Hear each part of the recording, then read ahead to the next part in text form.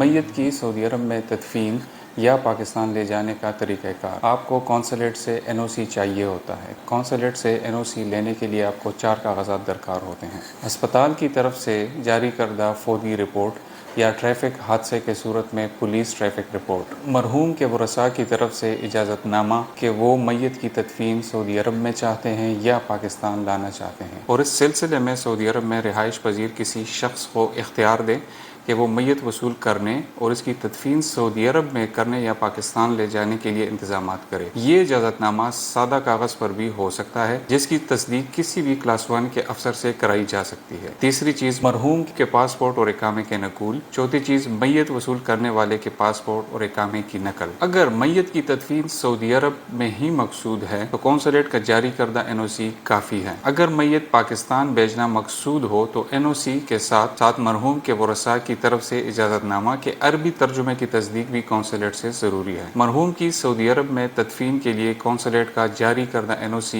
کافی ہے اور وہ آپ متعلقہ پولیس اسٹیشن میں جمع کرائیں۔ متعلقہ پولیس اسٹیشن ہسپتال کے نام ایک خط جاری کرے گی کہ مرحوم کی میت اس کے ورثاء کی طرف سے نامزد کردہ شخص کے حوالے کی جائے۔ اگر میت کی تدفین پاکستان میں مقصود ہے تو کونسلیٹ کا جاری کردہ NOC اور اجازت نامہ سعودی عرب میں وزارت خارجہ سے تصدیق کروائیں۔ اس کے بعد کارگو آفس وزٹ کر کے کارگو بکنگ کرائیں اور سلپ حاصل کریں۔ تصدیق شدہ NOC، اجازت نامہ اور کارگو سلپ لے کر کمشنر آفس یا گورنر آفس جائیں۔ گورنر آفس کیس کی نوعیت کے مطابق منظوری متعلقہ police headquarter, traffic police یا دفاع المدنی کو بھیجے گا۔ ہسپتال سے رابطہ کریں، متعلقہ بینک میں موجودہ سرکاری فیس جو کہ 5000 ریال ہے وہ جمع کرائیں۔ کارگو آفس سے میت لے جانے کے لیے بکنگ کرائیں۔ احوال مدنی سے میت کا ڈیتھ سرٹیفکیٹ حاصل کریں۔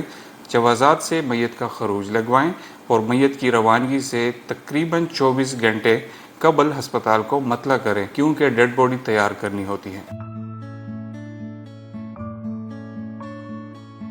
مکہ مکرمہ میں وفات پانے والے میت کو پاکستان بھیجنے کے لیے گورنر آفس سے اجازت لینے کی ضرورت نہیں، کیونکہ پولیس اسٹیشن کو یہ اجازت دی گئی ہے گورنر آفس کی طرف سے کہ وہ ڈیڈ باڈی کو پروسیس کروائیں۔